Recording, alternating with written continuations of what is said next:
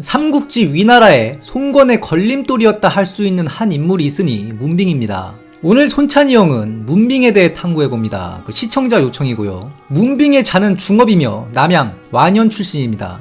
일단 문빙은 당시 장강 이남의 군벌장으로 보여요. 문씨 계보에 대한 여러가지 설이 있지만 그 시조가 희씨라는 게 다수설이에요. 희씨는 주나라 왕성이죠. 상주혁명을 완성시킨 주나라 무왕이 자신의 아버지 희창을 문왕으로 추존하는데 그 후손 중 한 명이 이 시호를 성으로 받았다. 참고로 강태공이라 불리는 태공망 여상을 등용하고 실질적으로 상주혁명을 기획한 게 희창이죠. 때를 기다리다가 죽고 그 대업을 아들한테 넘긴 거예요. 그래서 신비가 조비한테 전쟁하지 말라고 말릴 때도 희창의 예처럼 전쟁은 다음 때로 미루시고 내실을 다져라. 그런데 조비가 역도들을 후손에게 남길 수 없다 말다툼을 하죠. 아무튼 이 문씨가 한나라 때 각지로 퍼집니다. 문빙의 선대 역시 한나라 때 하북 쪽에서 남양 쪽으로 이동했을 것이다. 이 남양 쪽이 거병하기 좋은 위치였어요. 184년에 황건적, 장만성이 남양태수를 죽이고 완성을 접수하죠. 이 남양의 황건적이 끈질기게 버팁니다. 주준도 토벌하는데 고생했어요. 이후에 이 지역이 계속 치안이 불안한 상태로 유지가 되었기 때문에 고을마다 자체 무장을 많이 했을 겁니다. 문빙이 거느리던 병사들이 아마 그 계보 중 하나일 겁니다. 그런데 형주자사 왕예가 송견한테 살해당하죠. 종친을 주목으로 보내서 지방을 안정시켜야 한다는 유언의 주장이 힘을 받으면서 형주자사로 유표가 내려오게 됩니다. 처음에 유표는 원술의 끈앞풀이었어요. 그런데 최씨와 괴씨 등 그 일대 대성 호족들의 지지를 얻으면서 원술의 마수에서 완벽하게 벗어나게 됩니다. 제가 원술편에서 얘기한 적 있죠. 원술의 가장 큰 실패 요인은 형주 관리를 못한 거예요. 뒤늦게 송견을 보내서 유표를 벌하려 했지만 때는 이미 늦었죠. 송견이 전사해버립니다. 그리고 장제가 형주를 약탈하다가 전사하고 역으로 그 세력이 유표한테 흡수당하죠. 장수가 그 세력을 받고 유표의 지원을 받으면서 유표의 끈앞풀이 됩니다. 문빙이 이때 유표한테 붙어서 형주 북부를 지켰다. 곧 조조가 형주를 노리고 들어오면서 유종이 싸울까 말까 하다가 항복해버리죠. 왕위는 유종한테 싸우자 그랬어요. 수천으로 매복해서 조조를 사로잡겠다. 이때 유종이 왕위의 말을 듣지 않은 게 상당히 안타까운 장면 중에 하나입니다.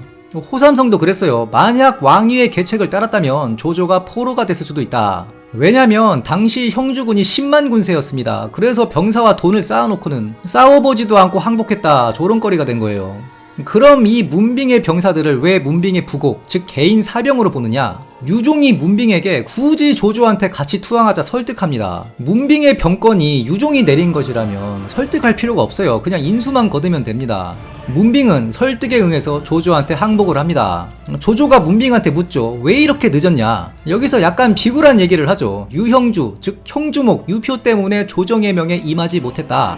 그럼에도 나는 항상 한나라의 강과 땅을 보존하고 싶었다. 이도저도 안 됐으니 님을 볼 낯이 없다. 그래서 일찍 항복 못했다. 이러면서 엉엉 웁니다. 그러니 조조가 너는 충신이구나. 바로 등용해버리죠. 그리고 바로 쉴 새도 없이 조순의 호표기와 함께 장판에서 유비를 출격합니다.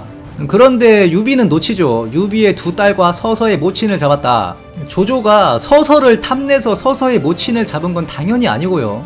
그냥 서서의 모친이 같이 피난 가다가 잡힌 거예요.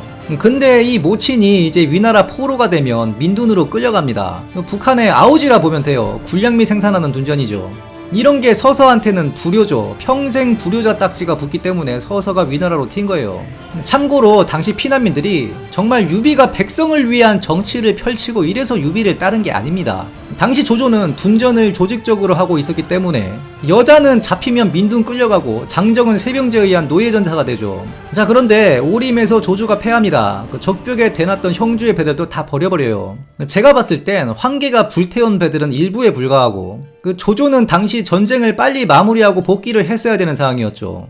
주유가 말한 용병의 4대 근심이 있었습니다. 특히 오한과 관서군. 장기전을 끌고 갈 상황이 아니었어요. 주유가 이걸 알았고. 조조는 황계의 투항에 기대를 걸고 있었는데 이게 위계인 걸 알아채고 김센 겁니다. 제가 얘기한 적 있죠. 황계의 투항을 조조가 의심을 했어요. 거짓일까봐 두렵다. 그럼에도 황계의 투항이 사실이면 고금에 없던 상을 내리겠다. 일종의 자기 합리화로 보이거든요. 황계의 투항이 아니면 안 되는 상황에서. 그런데 그게 위기였으니 즉각 퇴각 작전으로 돌입한 겁니다. 그리고 배는 어차피 자기가 만든 배들이 아니라 다 형주 배들이었죠. 배 잔뜩 놔두고 가서 오나라 좋은 일 시켜줄 바에 조조가 싹 다 불태워서 청야를 하고 튄 게 맞아요. 나중에 송곤한테 보낸 편지에도 나와있죠. 내가 괜히 배들을 스스로 불태우고 돌아와서 주유 이름값만 올려줬다. 영화처럼 드라마틱한 적벽대전은 없었다. 소설 연희의 그 드라마틱한 적벽대전의 모티브는 주원장과 진우량의 파양호 전투다. 아실만한 분들은 다 아실 겁니다. 그리고 조조의 병사들이 상하긴 하는데 사실상 형주군이 총알바지했다 봐야 돼요. 이때 조조는 강릉의 조인을, 강하의 문빙을 남기고 갑니다. 이 문빙이 이때부터 송곤의 발목을 잡아요. 강하는 지금의 우한 일대죠. 당시 강하태수가 위에도 있고 오에도 있었습니다. 양주자사가 위에도 있고 오에도 있었던 거랑 같아요. 왜냐? 강하가 반으로 쪼개진 겁니다. 북쪽은 위나라, 남쪽은 오나라. 우리나라도 이런 데 있지 않나요? 고성인가? 그 같은 군인데 북쪽은 북한 거죠. 참고로 왜 문빙이 송건의 발목을 잡았다 하냐면 바로 송건이 천도한 도읍인 무창이 강하에 있습니다. 무창의 무자가 무술할 때 무자예요. 무창에서 황제에 오르고 시원하게 양번까지 밀고 올라가려고 했는데 송건이 이 강하를 영영 못 뚫습니다. 암튼 조인이 강릉에서 주유와 유비한테 포위를 당하죠. 이때가 완전 문빙의 커리어 하이입니다. 관우를 2번이나 두드려 패요. 물론 관우는 외로웠고 위나라에서는 거물 조인을 위해서 악진, 이통, 문빙을 한꺼번에 투입시키죠. 이건 제가 예전에 관우와 악진의 그 청리대치 컨텐츠 할 때 쓰던 상황판인데 주유와 유비는 강릉을 포위하고 있고 관우한테 조인의 퇴로를 막으라 그래요.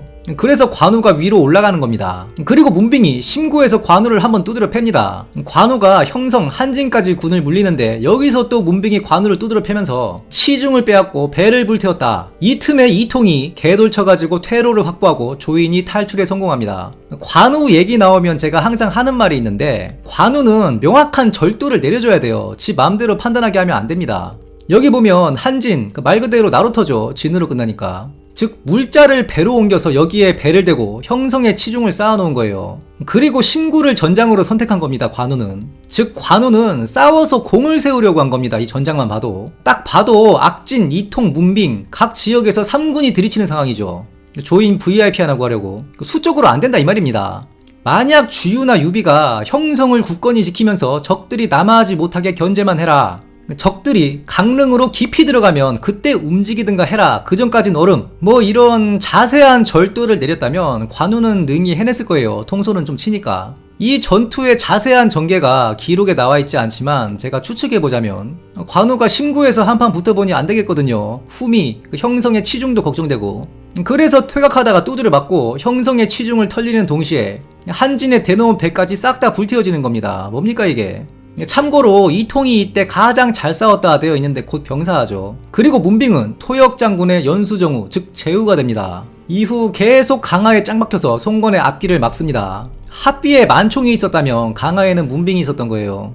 조비가 제위에 오르고 향후로 제후의 격을 올려주면서 가절을 내렸다. 이후 이릉대전이 발발하고 승리한 오나라에서는 역으로 유비를 치자. 서성과 반장 등이 주장하는데 육손이 반대를 하죠. 위나라가 빈집 들어올 수 있다. 역시 위나라가 쳐들어옵니다. 하우상이 3만 군대를 끌고 남군을 포위하죠. 이때 석범, 오나라에서는 석양이라 불렀죠. 문빙이 여기서 오나라의 추가 군세를 견제하였다.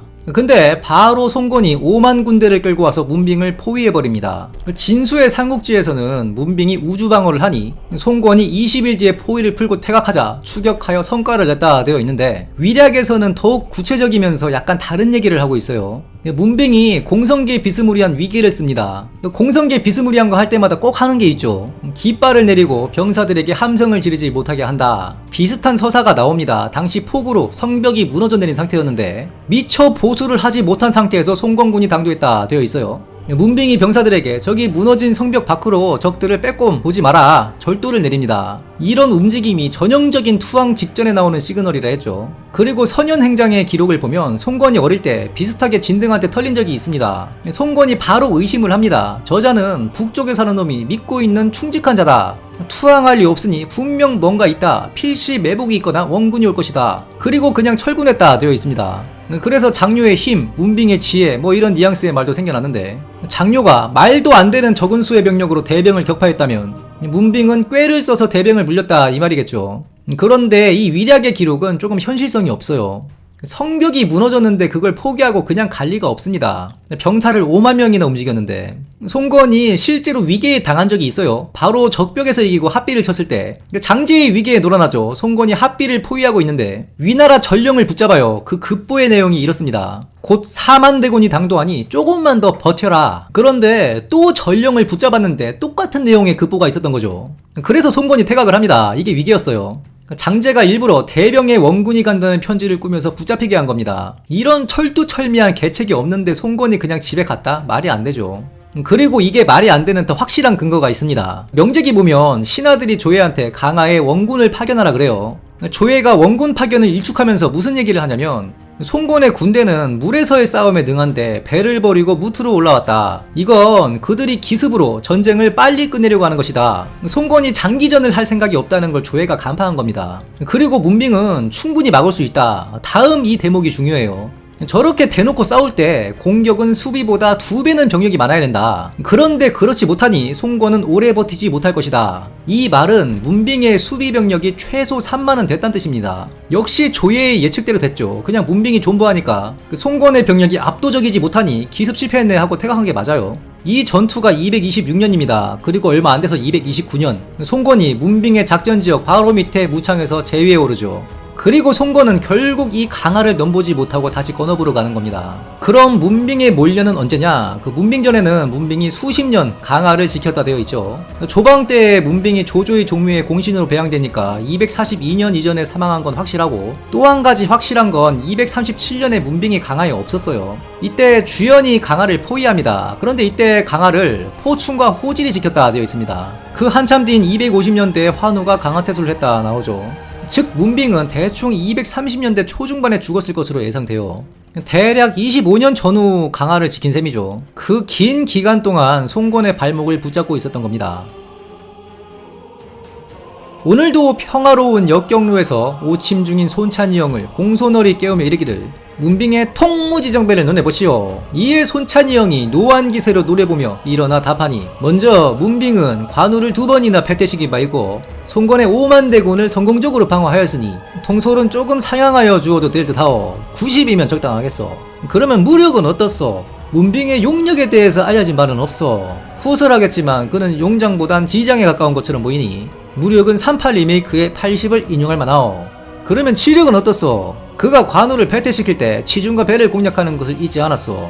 또한 송건이 대군을 끌고 쳐들어왔을 때에는 우주방어가 유리함을 알고 그에 맞게 대처하여 송건을 패퇴시켰으니 이는 거리가 멀어 조예가 별도의 절도를 내리지 않았는데도 조예가 생각한 대로 대처한 것이요. 하여 그는 지장에 가까운 것으로 보이니 지력은 조금 높여 79를 주도록 하겠소. 그러면 정치는 어떻소? 그는 강화를 무려 25년 전후 다스리면서 특별한 사건 사고가 없었어. 조조가 처음 그를 강화태수에 임명한 것도 문빙이라면 민심을 잡을 수 있을 것이라 기대했기 때문이요.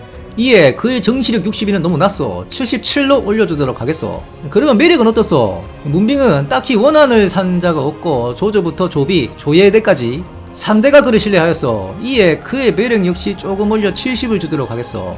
이어 손찬이 형이 공손을에게 호통을 치니 지난날 공손범 장군을 두둔한 게 짬짬이 때문이라는 것을 알고 있어 바란대로 답하시오. 이에 공손을이 갑자기 시를 한 수 읊으니 늙은 천리마가 마곡간에 있구나. 몸은 마곡간에 매여 있어도 그 뜻은 천리에 있으니 열사는 나이가 들어 노새도 그 장렬한 밤이 끝이 없도다. 이어 한숨을 쉬며 내 전공을 세어 큰 칼을 차고 장군을 도와 백간을 내려받아 모자랄 판에 한낱 먹을 것에 욕심을 쏟고 있으니 내 신세가 참으로 처량하오 하면서 갑자기 눈물을 흘리는 게 아닌가. 이에 손찬이 형이 미소를 띠며 조조의 시가 아니오. 허윤이 조예한테 끌려갔을 때 그 아내는 허윤에게 지금의 황제에게는 이치로 따져야지 정을 호소해서는 안 된다 하였소. 이를 명심한 허윤이 조예에게 본인이 청구한 자들이 그들의 직분에 맞는지 조사하고 맞지 않으면 처벌해달라 하였어. 이에 조예가 조사해보니 모두가 인재들이었어. 그리하여 허윤은 풀려날 수 있었던 것이요. 그런데 어찌 그때는 한낱 감정에 호소하고 있는가. 이에 공손월이 지력 1 공손범 그자의 계책을 뜨는 게 아니었다 외치며 꽁지가 빠지게 달아나고 말았다. 이를 지켜보던 손찬이 형은 혀를 끌끌 차며 도적질도 손발이 맞아야 하는 법이끈을 호통을 치고는 다시 오침을 청하였다. 지금까지 위나라 강화의 수문장 문빙에 대해 탐구해보았습니다. 영상이 유익하셨다면 구독, 좋아요, 알림 설정 부탁드리며 다음 시간에도 풍성한 내용으로 찾아뵙겠습니다. 감사합니다.